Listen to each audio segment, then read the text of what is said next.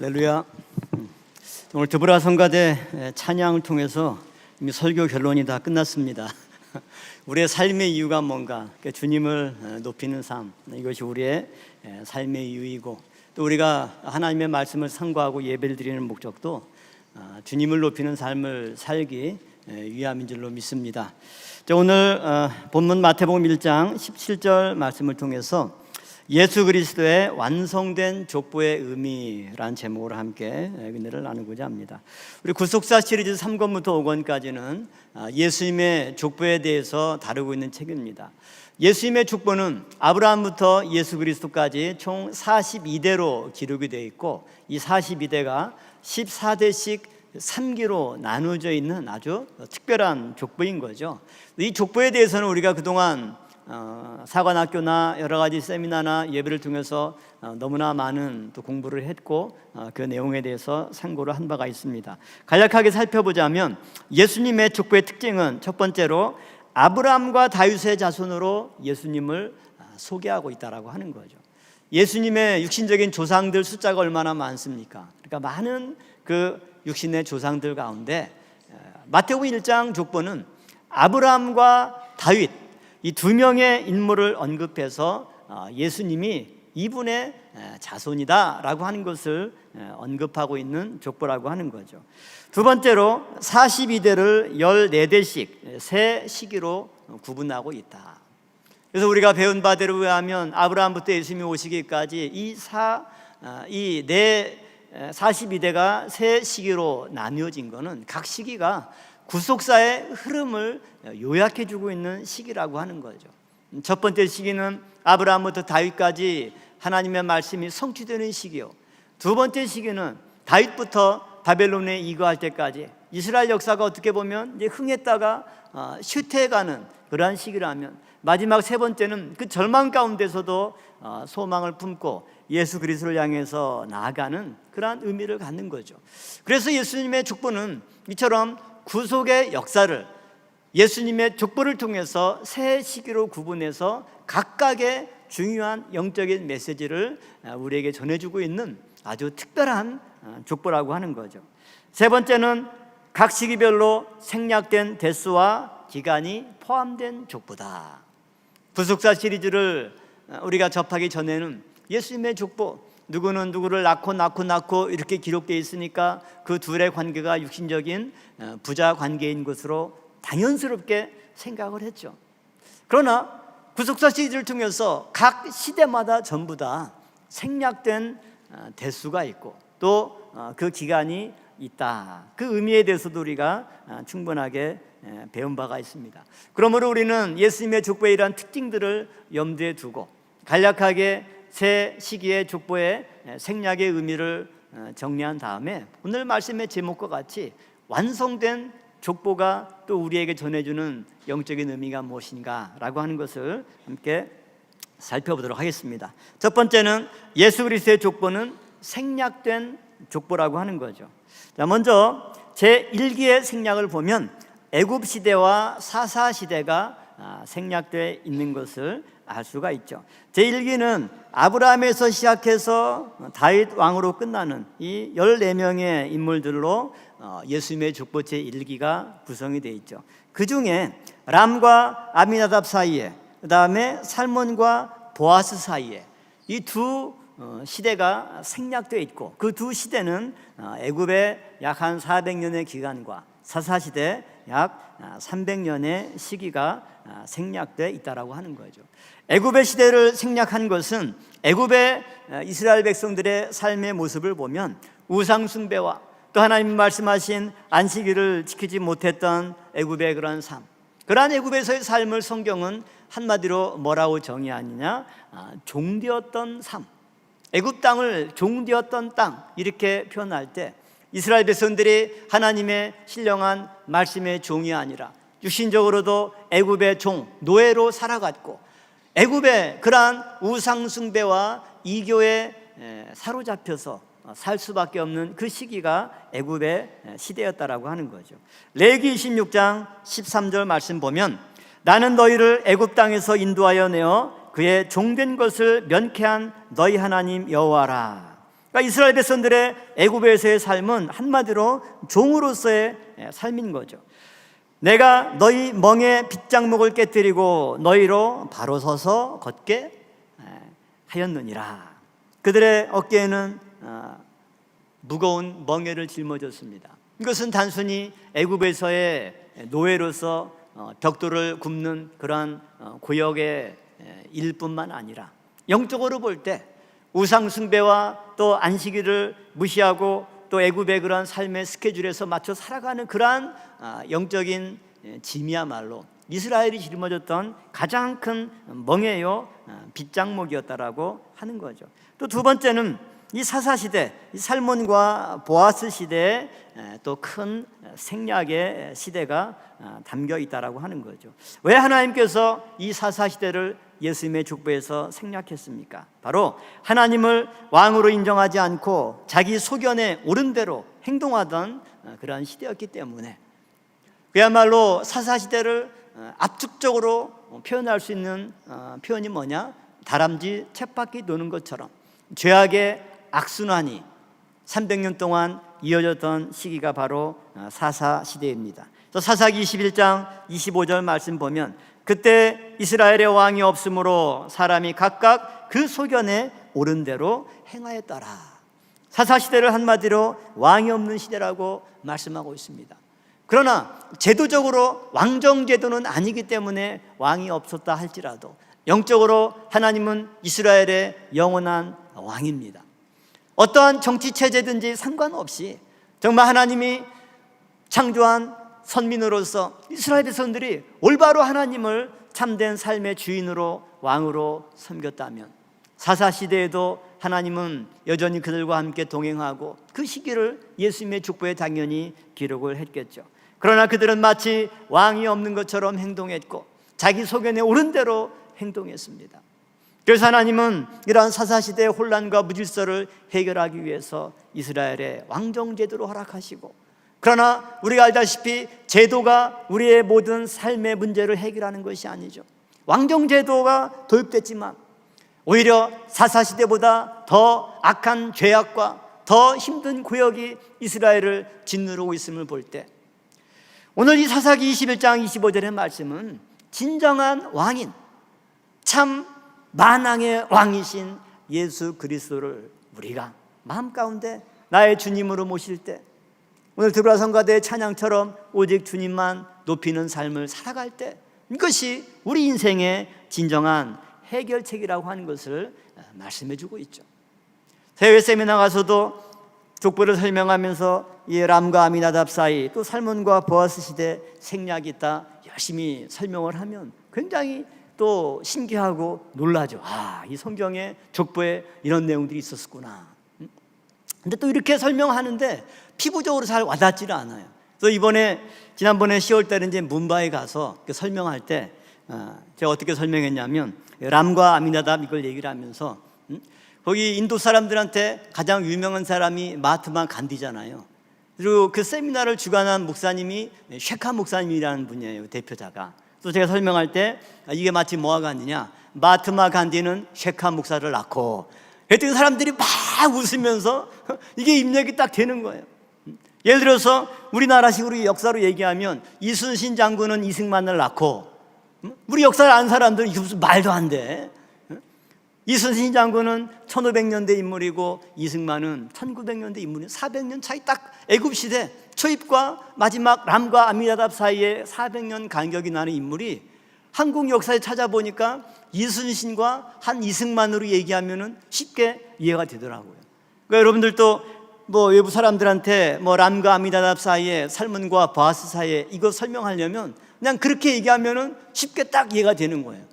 이순신은 이승만을 낳고, 우리는 당장 말이 안 되고 그 사이에 엄청나게 많은 시기가 생략됐구나, 이거를 알 수가 있잖아요. 그래서 우리는 이처럼 예수님의 족보 일기에 이러한 생략된 기간과 그 기간에 해당하는 수많은 사람들이 예수님의 족보에서 빠져 있구나라고 하는 것을 알게 되는 거죠. 두 번째로 제2기의 생략입니다. 제2기는 아달랴와 관련된 악한 왕들이 생략이 됐죠. 제2기는 다윗으로 시작해서 바벨론에 이거할 당시의 왕인 요시야 왕 때까지 역시 14명의 인물이 기록이 되어 있죠. 그 중에 요람과 우시야 사이에 3명의 왕, 아하시야와 요아스와 아마시아 3명의 왕, 아달랴를 포함하면 4명의 악한 왕들이 생략된 족보가 예수님의 족보 제2기가 되겠습니다. 그리고 이 4명의 왕들 모두 전부 다 누구를 매개로 해서 연결됐느냐? 아달랴와 관련된 사람이죠. 그리고 아달랴와 관련됐을 뿐만 아니라 이 내용은 우상을 숭배하는 악한 왕들이었다. 그래서 왕하 8장 26절과 27절 말씀 보면 아하시야가 위에 나아갈 때 나이 20세라 예루살렘에서 1년을 치리하니라. 그 모친의 이름은 아달랴라. 이스라엘 왕 오므리의 손녀더라. 아하시야가 아합의 집길로 행하여 아합의 집과 같이 여호와 보시기에 악을 행하였으니 저는 아합의 집에 사위가 되었습니다. 그럼 하나님은 왜 예수님의 족보 제2기에서 이런 왕들을 생략했을까? 핵심은 뭐냐면 아달랴를 통해서 남유다에 북이스라엘에 뭐가 수입이 된 거예요? 바알 숭배가 수입이 된 겁니다. 북이스라엘은 아합이 바알 숭배의 핵심이고요. 또 죄가 더한 곳에 하나님의 은혜가 임한 것처럼 하나님은 죄가 더한 북이스라엘에 엘리야 선지자와 엘리사 선지자 대선자를 보내서 그들을 회개하고 돌이키기 위해서 많이 노력했죠. 그러나 하나님이 보낸 선지자들까지도 배척할 정도로 북이스라엘의 죄악의 정도가 심했고 바알 숭배가 그게 달했고 그 바알 숭배가 남유다로 전해져 오게 된 루트가 누구냐? 바로 아달랴와 관련이 되어 있다라고 하는 거죠. 바알 신은 한마디로 풍요의 신입니다.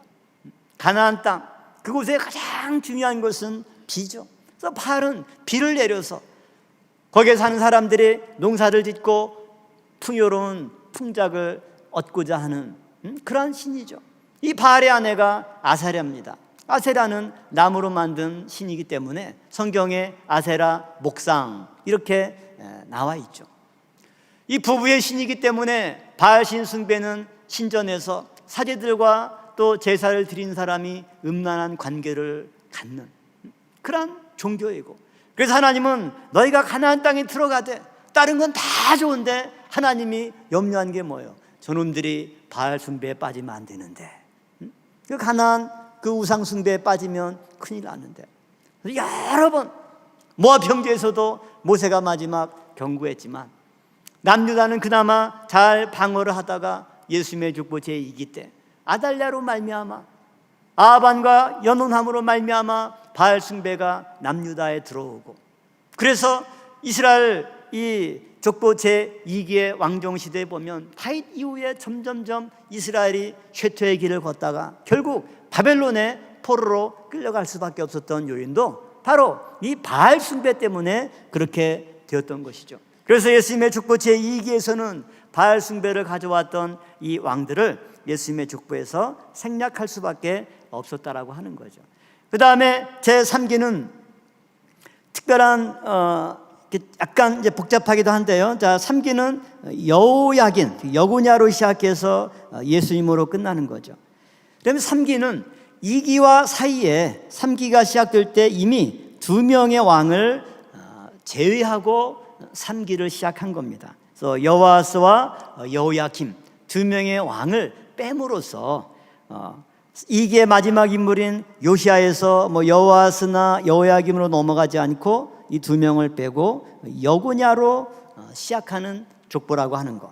그래서 2기와 3기 사이에 먼저 2 왕을 생략하고 시작된 족보라고 하는 거죠. 그래서 왕하 23장 32절 말씀 보면 여호아스가 그 열주의 모든 행위대로 여호와 보시기에 악을 행하였더니, 왕하 23장 37절 말씀 볼 때도 여호야김이 그 열주의 모든 행한 일을 본받아 여호와 보시기에 악을 행하였더라.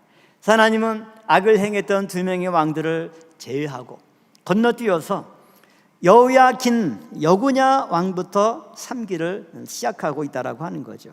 그리고 두 번째로 여호야긴 다음에 시드기야 왕, 남유다의 마지막 왕인 시드기야 왕도 생략을 했습니다.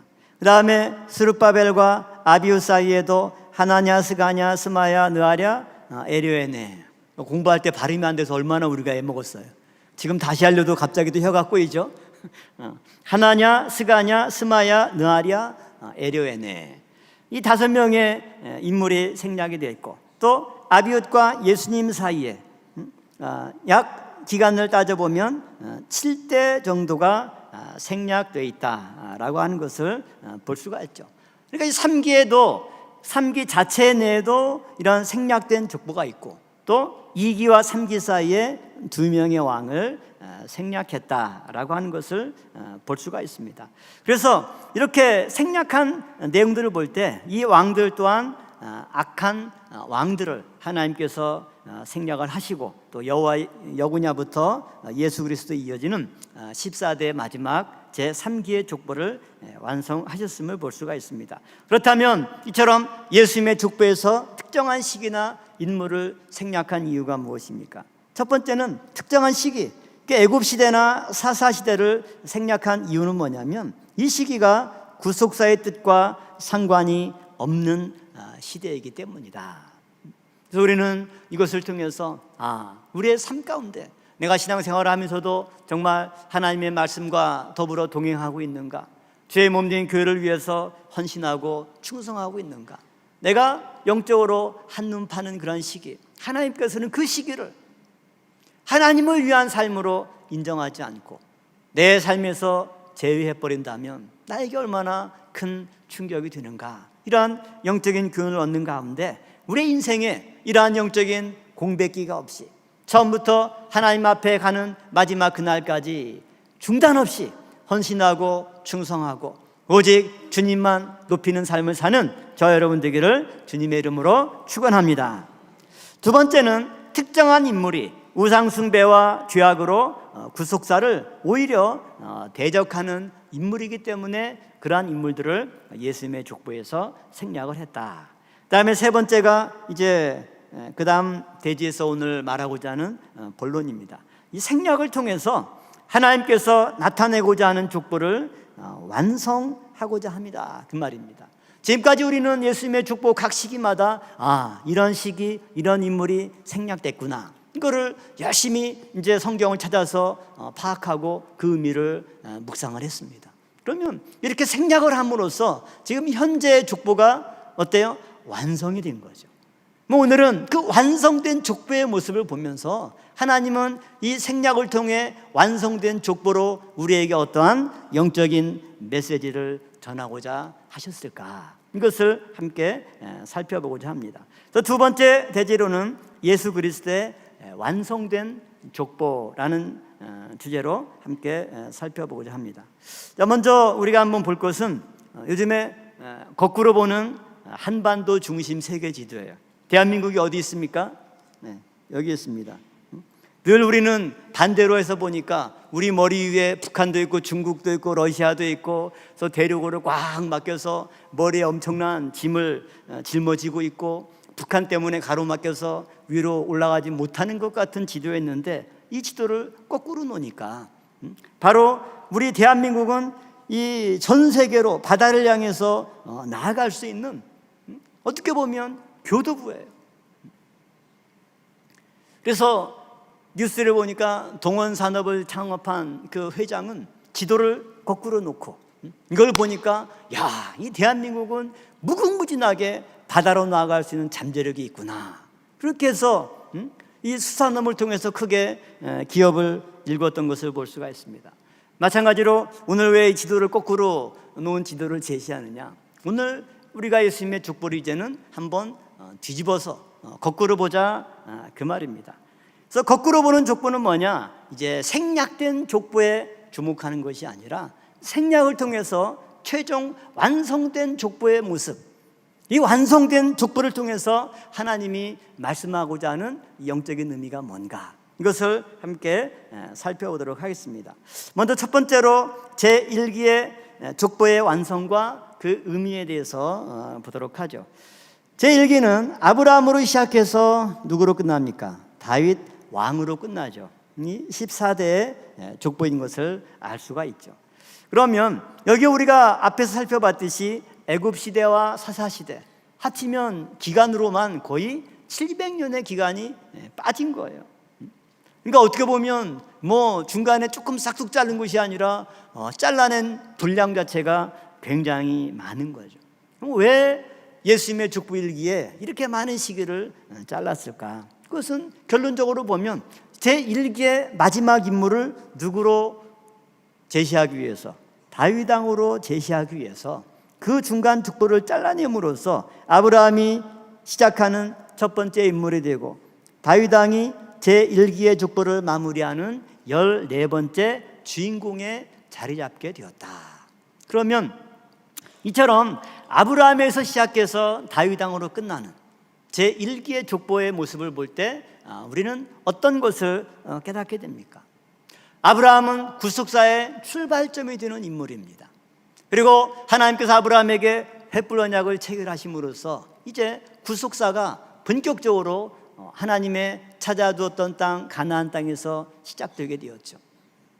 그리고 그 횃불 언약의 핵심적인 내용은 두 가지인데, 첫 번째는 자손에 관한 문제와 그다음에 두 번째는 뭐였죠? 땅에 관한 문제였죠. 이 두 가지가 성취된 게 언제입니까? 일기 안에서 두 가지가 성취가 됐죠. 첫 번째 자손의 문제는 아브라함의 4대손 요셉의 세겜 땅의 장사 지냄을 통해서 성취가 됐고, 두 번째는 그 땅에 대한 지경, 창세기 15장에서 아브라함에게 말씀했던 그 지경이 이루어진 게 바로 다윗 왕 때 성취가 되었다면, 제1기는 구속 역사의 출발점이자 언약이 성취되는 형통의 시기가 예수님의 족보 제1기의 영적인 의미라고 할 수가 있겠습니다. 그런 의미에서 제1기를 마무리하는 14번째 주인공은 굉장히 중요한 의미를 갖죠. 다윗 왕에 대해서 사무엘하 7장 12절과 13절 말씀 보면, 내 수완이 차서 내 조상들과 함께 잘 때 내가 내 몸에서 날 자식을 내 뒤에 세워 그 나라를 견고케 하리라. 저는 내 이름을 위하여 집을 건축할 것이요 나는 그 나라의 위를 영원히 견고케 하리라. 이스라엘의 왕정제대로 허락하신 하나님은 이스라엘의 모든 왕들 가운데 다윗 왕을 가장 이상적인 왕으로 제시를 했고, 또 다윗 왕의 위를 하나님께서 영원히 견고케 하시고 그 위를 이어서 메시아가 오실 것이다, 이렇게 말씀하고 있는 거죠. 그러므로 예수님의 족보 제1기는 두 시기를 생략함으로써 횃불 언약의 출발과 1차적인 완성의 기간이 다윗 왕을 통해서 마무리가 된 거죠. 그러면서 마태복음 1장 1절 서론에 해당하는 아브라함과 다윗의 자손 예수 그리스도의 세계가 바로 족보 이 1기에 완성이 되었던 거죠. 그래서 예수님은 아브라함의 자손으로 오실 메시아입니다. 아브라함은 아브람에서 아브라함으로 이름을 바꿔 주심으로써 열국의 아비가 되었죠. 그래서 예수님께서 아브라함의 자손으로 오신다는 것은 단순히 이스라엘 백성만을 위한 메시아가 아니라 열국을 포함한 열국의 아비가 아브라함인 것처럼 온 인류의 구세주로 오신다는 것을, 아브라함의 자손으로 오신다는 이 말씀을 통해서 명확하게 마태는 신약의 교인들에게 말씀을 전했던 거죠. 또한 예수님께서 다윗의 위를 이어서 오실 메시아로 오신다, 이 말씀을 통해서 하나님께서 당신의 아들 예수 그리스도를 통해서 하나님의 나라를 세워서 그 나라를 영원히 견고케 할 것이고 그 나라의 위에는 결코 무너지지 않을 것이다, 이렇게 말씀을 하고 있는 것입니다. 그러므로 우리는 예수님의 족보 제1기에 완성된 내용을 볼 때 생략을 통해서 하나님이 이처럼 구속사의 출발과 그 1차적인 완성의 모습을 이 14명의 인물을 통해서 분명히 제시하고 있구나, 이것을 깨닫게 됩니다. 두 번째는 제2기의 족보의 완성과 그 의미입니다. 제2기는 다윗부터 바벨론 이거할 때까지 요시야까지 14명의 인물들이죠. 그런데 우리가 배웠다시피 아브라함부터 예수님까지 42대지만 실질적으로는 41명의 이름이 기록이 되어 있죠. 왜 그렇습니까? 다윗이 2번 언급되어 있기 때문에. 다윗의 이름이 2번 언급되어 있지만 성경을 자세히 보면 마태복음 1장 6절 말씀 볼 때 이새는 다윗 왕을 낳으니라, 여기까지 일기고요. 그 다음에 다윗은 우리아의 아내에게서 솔로몬을 낳고, 여기서부터는 이제 2기가 시작이 되죠. 똑같은 다윗인데 1기를 완성하는 14번째 주인공을 표현할 때는 다윗 왕으로 표현했고, 2기를 시작하는 첫 번째 주자를 표기할 때는 그냥 다윗으로 표기한 거예요. 그리고 그 다윗을 표기할 때 뭐라고 얘기했습니까? 우리아의 아내에게서 솔로몬을 낳고. 이게 우리는 성경으로도 읽다 보니까 그냥 익숙하게 읽었는데, 이게 사실 얼마나 이게 엄청난 말입니까? 이게 만약에 저도 아들이 있는데 제가 아들을 누구한테 낳았어요? 당연히 우리 집사람한테 낳았잖아요.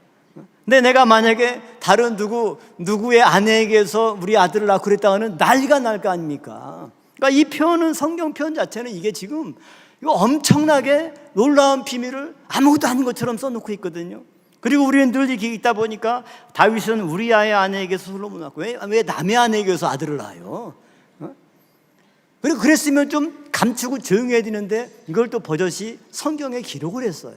이것은 뭘 얘기해 주고 있습니까? 같은 다윗이지만 다윗이 하나님의 말씀에 순종할 때는 남북 이스라엘을 다 통일해서 그야말로 다윗 언약을 체결한 믿음의 일꾼으로 승승장구했지만, 그 다윗도 하나님의 말씀에 불순종하고 율법을 어기고 이처럼 범죄에 빠져 있을 때 하나님은 그 다윗을 심판하시고 그 집안에 칼이 영원히 떠나지 않겠다, 이렇게 말씀하셨던 것처럼 그것을 분명히 지적하는 거죠. 그렇다면 2기의 시작은 어떻습니까? 출발부터 암울하죠.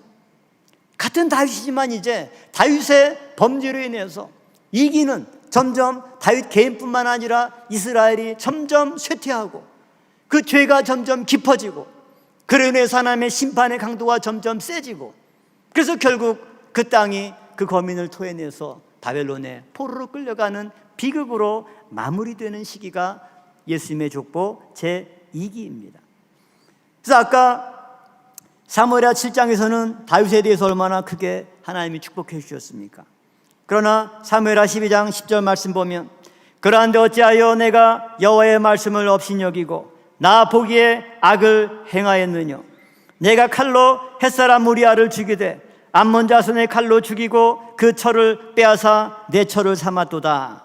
이제 내가 나를 업신여기고 햇사람 우리아의 철을 빼앗아 내 철을 삼았은즉 칼이 내 집에 영영이 떠나지 아니하리라 하셨고.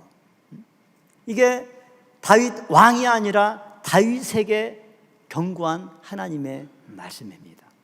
그러므로 족보 제2기는 이러한 생략을 통해서 다윗에서 요시아로 이어지는 이러한 족보가 완성이 되었고, 그 의미는 뭡니까? 다윗의 범죄로 말미암아 결국 그 후손들이 바벨론의 포로로 쫓겨가는 그 시기가 족보 2기가 되는 거죠.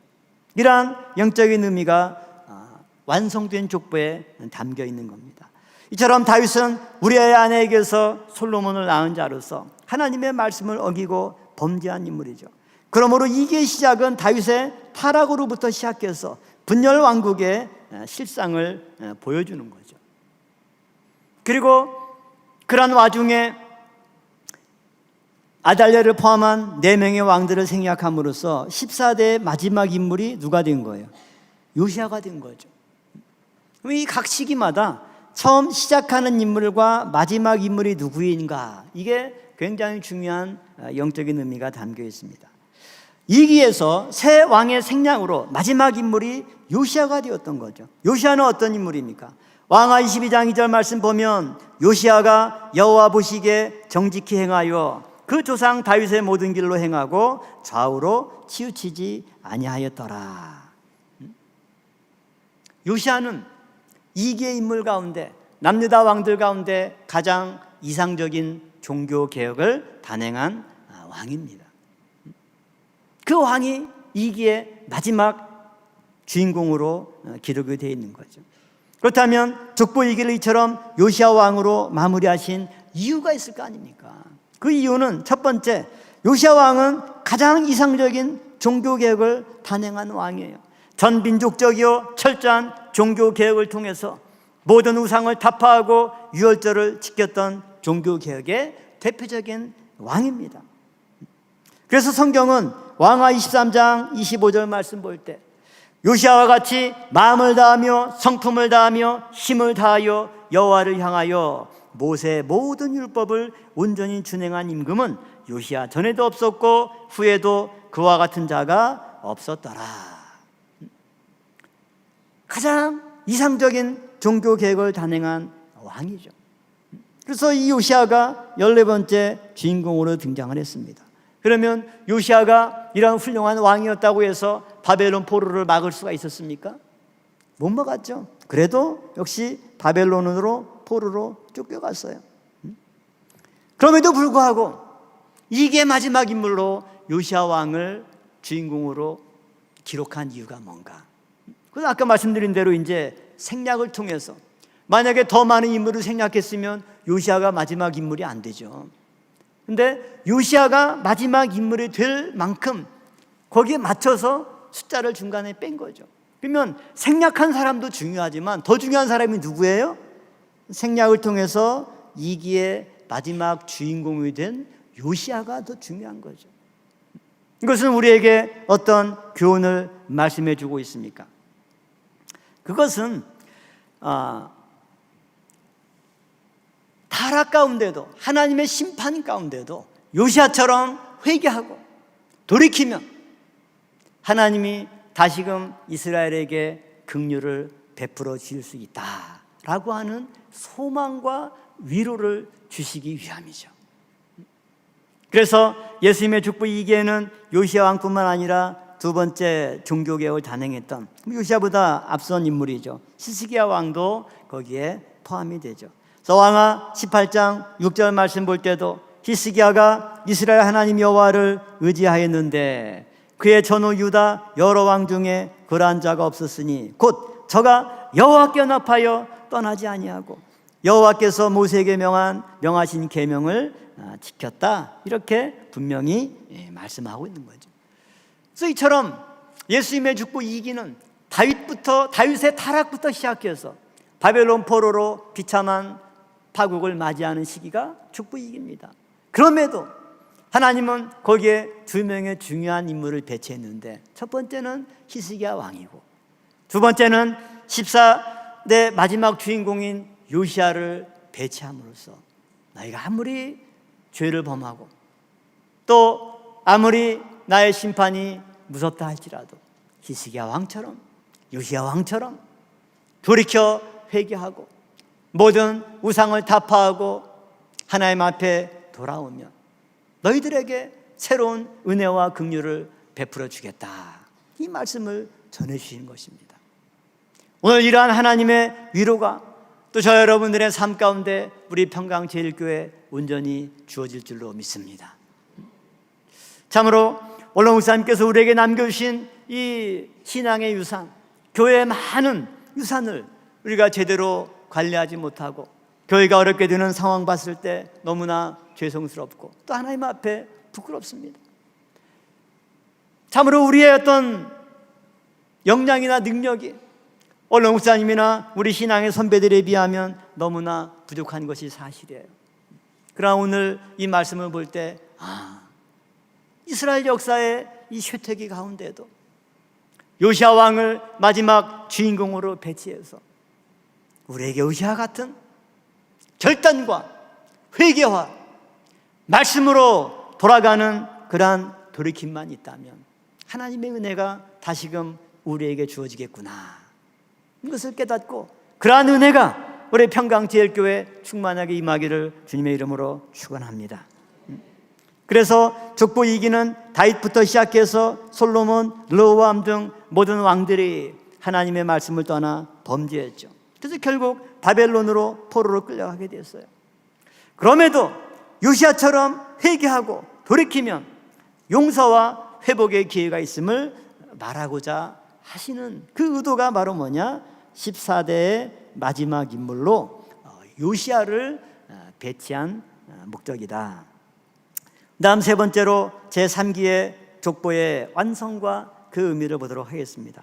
3기의 시작은 여고냐로 시작해서 예수 그리스도로 완성되는 그러한 족보죠. 그러면 족보 3기를 여고냐로 시작한 이유가 뭘까? 아까 봤듯이 3기를 여고냐로 시작하기 위해서 앞에 있는 두 명의 왕들을 빼버렸어요. 그러니까 이것은 어떻게든지 첫 시작 스타트를 여는 주인공을 여고냐로 시작하고자 하는 겁니다. 그리고 이 3기는 바벨론 포로 상황 가운데서 시작되는 인물이죠. 여고냐를 왜 3기의 주인공으로 이 족보에 기록했을까? 그것은 왕하 25장 마지막에 나오는 내용입니다. 우리 25장 27절부터 30절까지 같이 한 목소리로 읽도록 하겠습니다. 시작. 유다 왕 여호야긴이 사로잡혀간 지 37년 곧 바벨론 왕 에윌므로닥의 즉위한 원년 12월 27일에 유다 왕 여호야긴을 옥에서 내어놓아 그 머리를 들게 하고 선이 말하고 그 위를 바벨론에 저와 함께 있는 모든 왕의 위보다 높이고 그 죄수의 의복을 바꾸게 하고 그 일평생에 항상 왕의 앞에서 먹게 하였고 저의 쓸 것은 날마다 왕에게서 받는 정수가 있어서 종신토록 끊이지 아니하였더라. 아멘. 앞에 여호야김 왕이나 성경 보면 둘 다 악한 왕이에요. 근데 여호야김 왕은 족보에서 빼버렸고 여호야긴 왕은 그냥 뭐 조금 더 나은 것도 마찬가지 똑같은 악한 왕인데 왜 여호야긴 왕은 족보에 기록을 했을까? 그것도 3기의 시작 인물로. 물론 구속사 시리즈에 나오지만 여호야긴 왕은 바벨론에 항복하고 갔죠. 하나님의 말씀에 순종했습니다. 그 결과 바벨론에 끌려가서 옥살이를 몇 년 했어요? 37년 한 거예요. 70년 포로 생활 가운데 거의 반절 넘는 기간 동안 바벨론의 옥에 갇혀 있으니 이것은 여호야긴 여고냐 왕의 처지뿐만 아니라 이스라엘이 처한 상황을 대변해주고 있는 상황이죠. 바벨론의 포로로 끌려간 거 창살 없는 감옥에 갇힌 거나 다를 바가 없습니다. 참으로 이 3기의 시작은 이스라엘 역사에서 가장 암울할 때입니다. 소망도 없습니다. 타국에 끌려왔습니다. 구국의 소식을 들어보니까 예루살렘 성전도 회파되고 성벽도 다 무너져 있고 농사짓고 소득을 얻던 밭과 그런 땅은 잡풀만 무성하고 이스라엘 백성들의 삶의 희망이 끊어지고 우리를 인도하던 하나님은 도대체 어디 계신 건가? 영적으로 절망에 빠져 있는 가장 암울한 상황입니다. 그러나 시간적으로 하루 24시간 중에 가장 어두울 때가 언제입니까? 밤 12시입니까? 그때는 달도 떠 있고 별도 많아요. 가장 어두울 때는 해가 뜨기 전에, 동이 트기 전에는 달빛도 없고 별도 다 사라집니다. 그런 가장 어두운 때 마치 캄캄한 밤하늘에 해 뜨기 직전에 별 몇 개 그중에 북두칠성 하나 있는 것처럼 하나님은 여고냐로 이스라엘 역사를 시작하는데 뭡니까? 37년간 옥살이했던 왕이 옥에서 풀려나고 머리를 들게 하고 왕과 함께 식탁에서 먹고 마시고 의복도 죄수의 의복에서 왕의 옷으로 바꾸어주고 그래서 필요한 모든 것들을 종신토록 끊어지지 않게 공급받는 모습으로 열왕기하 마지막 장 마지막 절이 끝납니다.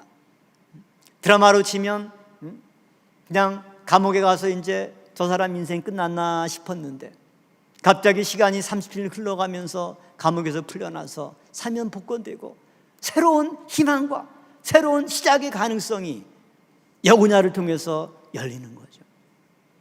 마태는 이러한 예수님의 족보를 14대씩 끊어서 소개하면서 자기가 치리하는 목회하는 그 교인들에게 지금 어떤 메시지를 주는 것입니까? 여러분, 우리가 지금 로마의 압제를 받고 핍박을 받고 아무리 영적으로 어두운 상황이 있다 할지라도, 우리 조상들이 바벨론의 포로로 끌려갔고 우리 조상 여구냐가 37년간이나 감옥에 갇혀 있었지만 하나님은 그를 옥에서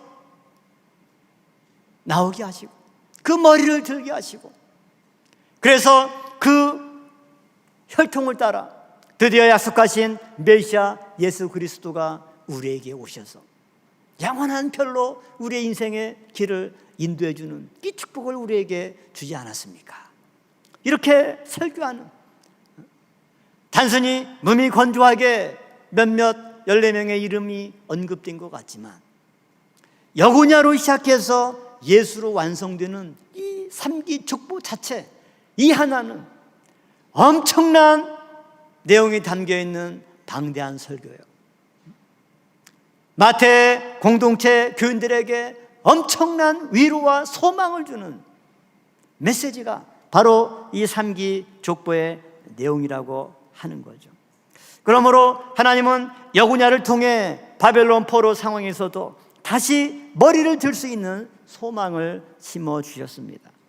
족보 이기는 이처럼 다윗으로 시작되어서 타락의 길로 나아갔다면, 족보 3기는 절망 속에서도 바벨론 옥에서 해방되고 자유를 얻고 왕의 자리에 앉은 여구냐의 모습을 통해 새로운 소망을 우리에게 주고 있습니다.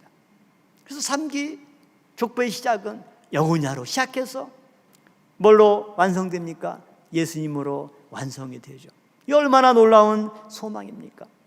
여구냐로 소망의 빛을 주었다면 예수 그리스도를 통해서 빛의 열매가 맺힌 시기가 족보 3기가 되겠습니다.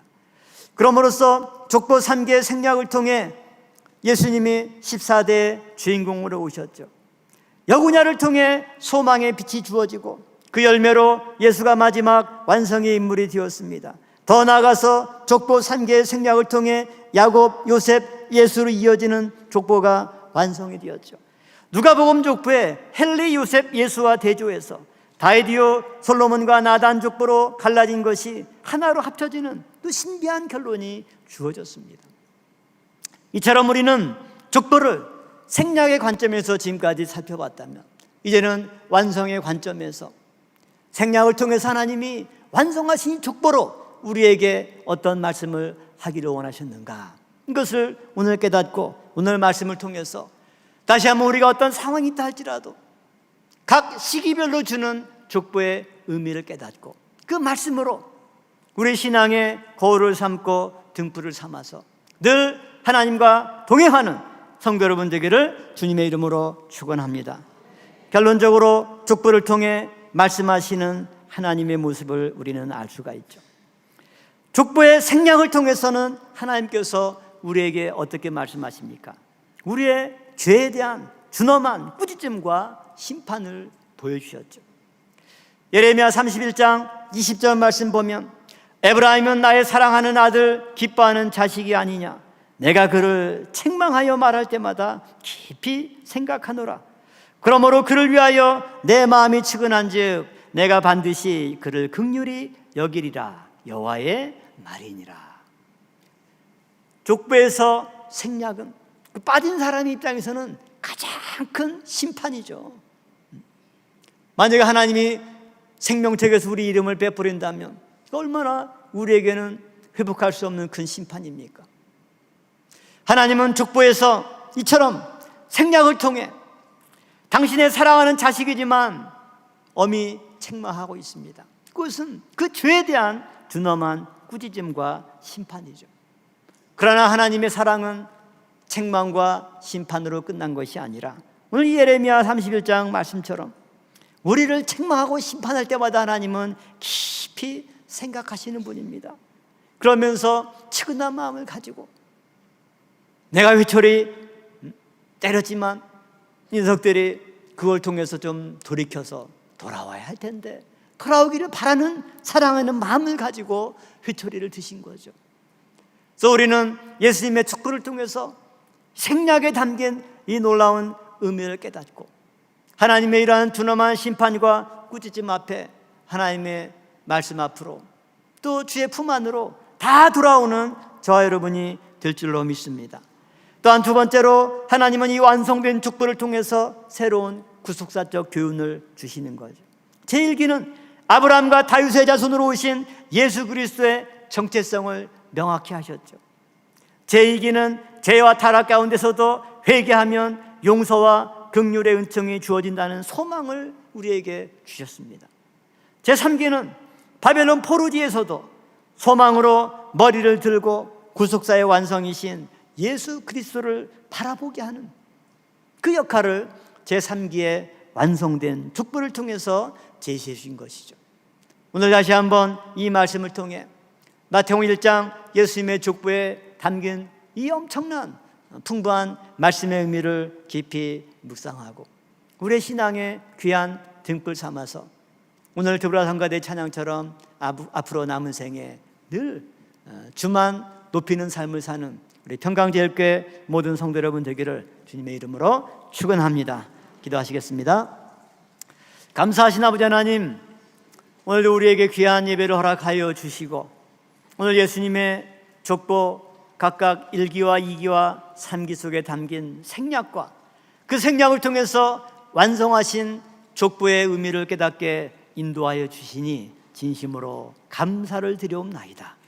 아버지 하나님, 이 족보를 통해서 우리가 하나님을 떠나 세상과 짝하고 우상을 숭배하는 잘못된 삶을 살아갈 때 족보 속에서 하나님의 준엄한 꾸짖음의 음성을 듣게 인도하여 주시옵소서.